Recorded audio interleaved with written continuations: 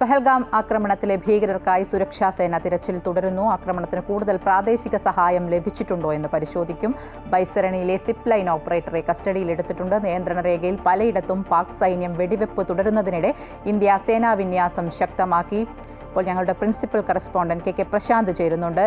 പ്രശാന്ത്, കൂടുതൽ പ്രാദേശിക സഹായം ലഭിച്ചിട്ടുണ്ടോ എന്നതാണ് സേന ഇപ്പോൾ പ്രധാനമായും നോക്കുന്നത്. ഒപ്പം സേനാ വിന്യാസം ശക്തമാക്കുകയും ചെയ്തു. ഏറ്റവും പുതിയ അപ്ഡേറ്റ്സ് എന്തൊക്കെയാണ്?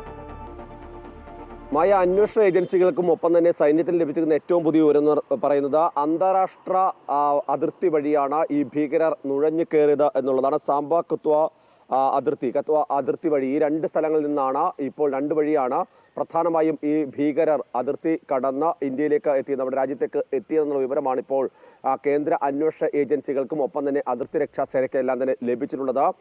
ഈ പ്രദേശങ്ങളിലുള്ള വേലികൾ, മുള്ളുവേലികളടക്കം തകർത്തുകൊണ്ടാണ് ഇവർ നുഴഞ്ഞു കയറിയത് എന്നുള്ളതാണ് വ്യക്തമാക്കുന്നത്. നേരത്തെ തന്നെ ഇതിൽ ഈ ഭീകരർ 5 പേരാണ്, അതിൽ 2 പേർ പ്രാദേശികമായിട്ടുള്ളവരാണെന്ന തരത്തിൽ തന്നെ വിവരങ്ങൾ വന്നിരുന്നു. അക്കാര്യത്തിൽ സ്ഥിരീകരണം വരേണ്ടത് 2-ൽ-അധികം 2-3 പേർ പാകിസ്ഥാനിൽ ഉള്ളവരാണ് എന്നുള്ള വിവരമാണ് പ്രധാനമായും ലഭിക്കുന്നത്.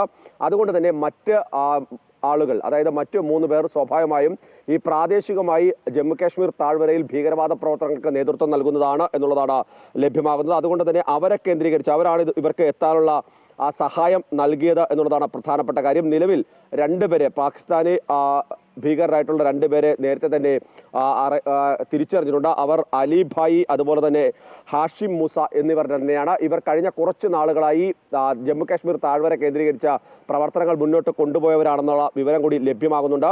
ഭീകരരെ കുറിച്ച് ഏതെങ്കിലും തരത്തിൽ കൂടുതൽ വിവരങ്ങൾ നൽകുന്നവർക്ക് 20 ലക്ഷം രൂപ പാരിതോഷികം പ്രഖ്യാപിക്കുകയും ഒക്കെ ചെയ്തിട്ടുണ്ട്. അത്തരത്തിൽ വലിയ രീതിയിലുള്ള നടപടികളിലേക്കാണ് തന്നെ പോകുന്നത്. ഇതിൽ തന്നെ ഏറ്റവും പ്രധാനപ്പെട്ടത് ഈ മൂസ നേരത്തെ കഴിഞ്ഞ വർഷം ഒക്ടോബറിൽ ഇതുമായി ബന്ധപ്പെട്ട്, അതായത് അവിടെ ഒരു ടണൽ ആക്രമിച്ച കേസിലടക്കം പ്രതിയായി, അല്ലെങ്കിൽ അതിൽ തന്നെ സംശയിക്കപ്പെടുന്ന ഭീകരനാണ് എന്ന വിവരം കൂടി ഇപ്പോൾ അതിർത്തി രക്ഷാ സേനയും ഒപ്പം തന്നെ മറ്റ് സേനാ വിഭാഗങ്ങളും പുറത്തുവിടുന്നു എന്നുള്ളതാണ് ഏറ്റവും പ്രധാനപ്പെട്ട കാര്യം. ഇതിൽ തന്നെ പ്രധാനപ്പെട്ട കാര്യം, ഇവരെ തിരിച്ചറിഞ്ഞത് അവിടെ നിന്ന് ലഭിച്ച, അതായത് നമ്മളിപ്പോൾ കണ്ട ചില ദൃശ്യങ്ങളല്ല, അതിനപ്പുറത്തേക്ക് അവിടെ വിനോദസഞ്ചാരികൾ കൂടുതൽ ദൃശ്യങ്ങൾ അവിടെ നിന്ന് പകർത്തിയിരുന്നു. ആ ദൃശ്യങ്ങൾ കേന്ദ്രീകരിച്ചാണ് അത് മറ്റ് ഈ ദൃക്സാക്ഷികളായ ആൾക്കാരെ കാണിച്ചുകൊണ്ടാണ് ഇവരെ തിരിച്ചറിഞ്ഞിട്ടുള്ളത്. ഒപ്പം തന്നെ അതിനു മുൻപ് പല തവണയായി ജമ്മുകാശ്മീർ താഴ്വരയിൽ നടത്തിയിട്ടുള്ള ഭീകരാക്രമണങ്ങളുണ്ട്.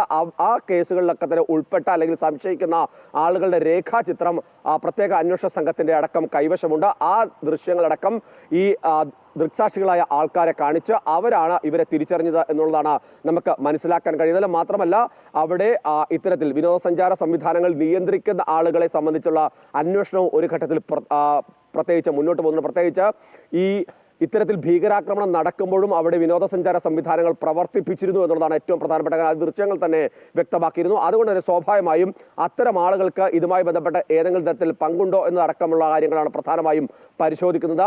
മറ്റൊന്ന്, ഈ ഉൾവനങ്ങളിലുള്ള ഏതെങ്കിലും സംവിധാനങ്ങൾക്ക് ഇവർക്ക് സഹായം ചെയ്തു കൊടുക്കുന്ന തരത്തിലുള്ള പ്രവർത്തനങ്ങൾ മുന്നോട്ട് കൊണ്ടുപോയിട്ടുണ്ടോ എന്നുള്ളതടക്കം പരിശോധിക്കുന്നുണ്ട്. ഏതായാലും കുൽഗാമിലും അനന്തനാഗിൽ അടക്കമുള്ള മേഖലകൾ കേന്ദ്രീകരിച്ച അതിവിദഗ്ധമായ രീതിയിൽ തന്നെ പരിശോധന ഈ ഘട്ടത്തിൽ മുന്നോട്ട് പോകുന്നുണ്ട്. 4 സ്ഥലങ്ങളിൽ നേരത്തെ തന്നെ ഭീകരരുടെ സാന്നിധ്യം കണ്ടെത്തുകയും അവർ ഒളിച്ചിരിക്കുന്ന സ്ഥലങ്ങൾ കണ്ടെത്തുകയും ഒക്കെ ചെയ്തിട്ടുണ്ട്. അതുകൊണ്ട് തന്നെ വളരെ വൈകാതെ തന്നെ ഇവരിലേക്ക് എത്തുമെന്ന് തന്നെയാണ് സേനാവൃത്തങ്ങൾ നൽകുന്ന സൂചനമായ.